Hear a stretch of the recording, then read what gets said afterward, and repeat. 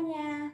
Bertemu lagi ya dengan Bunda Eko yang akan melanjutkan cerita tentang buku Muhammad Tauladanku, yaitu buku pertama tentang kelahiran Nabi Muhammad SAW. Baiklah teman-teman, penasaran ya? Yuk ikutin terus video ini. Nah, sekarang kita menginjak tentang Nabi Ibrahim. Tahu nggak teman-teman, ayah Nabi Ibrahim itu siapa? Ternyata teman-teman, Nabi Ibrahim itu dilahirkan di Irak, Kaldea. Ayahnya adalah seorang tukang kayu pembuat patung. Patung-patung itu dijual kepada masyarakat untuk disembah. Ketika remaja, Ibrahim sangat heran melihat patung buatan ayahnya disembah orang. Ayahnya sangat marah ketika Ibrahim menanyakan hal itu. Sebabnya, sang ayah khawatir patung-patungnya tidak laku akibat ulah Ibrahim. Oh teman-teman, Ibrahim itu ternyata seorang yang berani. Nah, yuk kita lanjut baca tentang keberanian Nabi Ibrahim. Teman-teman tersayang, Nabi Ibrahim adalah salah satu nabi yang sangat berani menghadapi kaum yang sesat. Beliau tidak peduli mereka mengejek ajakannya. Pada saat yang tepat, saat semua penduduk mengadakan pesta tahunan, Nabi Ibrahim mendatangi kuil dengan membawa kapak besar yang tajam. Di dalam kuil banyak sekali makanan untuk persembahan. Makanan itu masih utuh karena patung memang tidak bisa makan. Nabi Ibrahim hanya tersenyum mengingat kebodohan penduduk negeri Babilonia atau yang sekarang disebut Irak. Lantas dengan tangkas Nabi Ibrahim merobohkan semua patung-patung di dalam kuil, kecuali patung yang paling besar. Sebelum pergi, Nabi Ibrahim meninggalkan kapaknya di pundak patung yang paling besar. Raja Namrud dan penduduk negeri Babilonia sangat terkejut ketika mereka kembali dan melihat kuil tempat penyembahan mereka hancur. "Siapa yang telah menganiaya Tuhan-Tuhan kita?" teriak Raja Namrud sangat marah. "Siapapun dia harus diberi hukuman yang setimpal." "Hamba tahu, ini pasti perbuatan Ibrahim," kata seorang penduduk. "Panggil dia sekarang juga." Para pengawal kerajaan diikuti beberapa penduduk mendatangi rumah Nabi Ibrahim. Derap langkah mereka terdengar riuh. Nabi Ibrahim pun diseret dan diarak keliling kota. Beliau lalu dibawa ke tempat terbuka.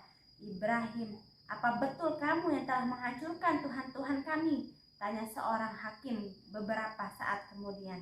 Nabi Ibrahim tersenyum tenang. "Bukan," jawabnya singkat. "Coba lihat, bukankah yang memegang kapak itu patung yang paling besar? Barangkali dia yang melakukannya," lanjutnya.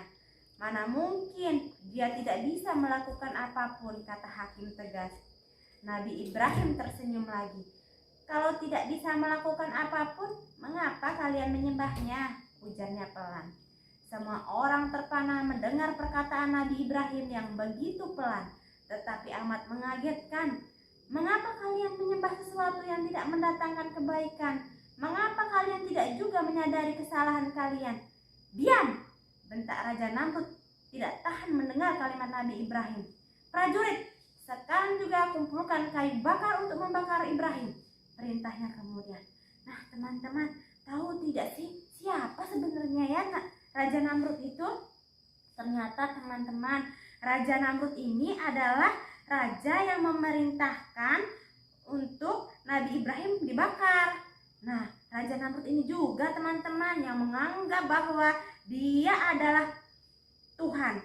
Allah kemudian membinasakan Raja Namrud beserta pasukannya dengan serangan nyamuk. Demikian Allah menghinakan orang-orang yang sombong. Jadi ya teman-teman, kita tidak boleh menjadi orang yang sombong teman-teman. Orang sombong nanti akan dibinasakan oleh Allah Subhanahu wa Ta'ala. Nah, kita lanjut ya ceritanya. Tidak berapa lama, kayu pun terkumpul dan membentuk perapian yang sedang membakar Nabi Ibrahim. Begitu api berkobar, Nabi Ibrahim dilempar ke dalamnya. Disaksikan hampir semua penduduk negeri Babilonia.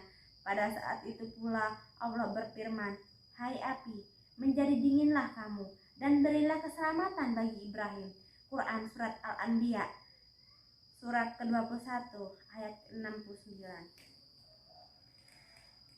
Allah tidak membiarkan Nabi Ibrahim teraniaya. Api menjadi dinginlah dan selamatlah Ibrahim. Demikian Allah berfirman kepada api.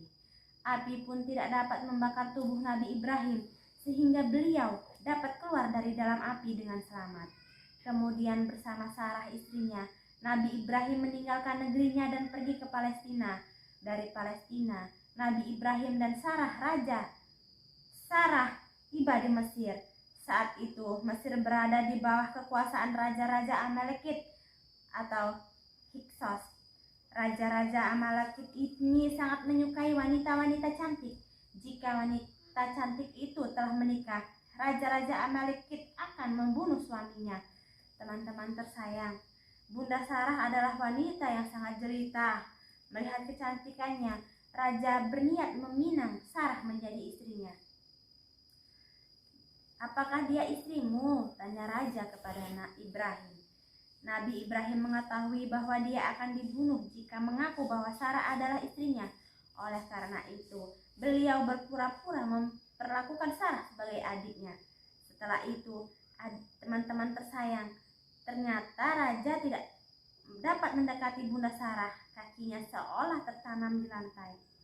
"Wanita ini pasti dilindungi oleh Tuhannya. Aku tidak dapat mengganggunya," demikian pikir raja ketakutan. Akhirnya, raja melepaskan Nabi Ibrahim dan Bunda Sarah.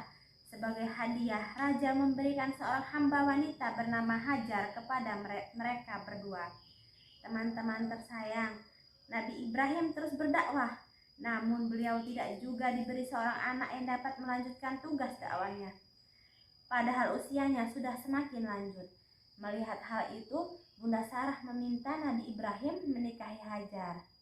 Nah, apakah nanti hasil pernikahan Nabi Ibrahim menikahi Hajar, mereka dikaruniai seorang anak? Nah, teman-teman pasti penasaran ya. Apakah Allah memberi Nabi Ibrahim seorang anak dari rahim Bunda Hajar? Yuk kita tonton video selanjutnya. Ya, semoga video kali ini bermanfaat buat kita semua untuk menambah ilmu pengetahuan. Ya, terima kasih. Jangan lupa ya, tonton, like, share, dan komen. Dan jangan lupa subscribe. Assalamualaikum warahmatullahi wabarakatuh.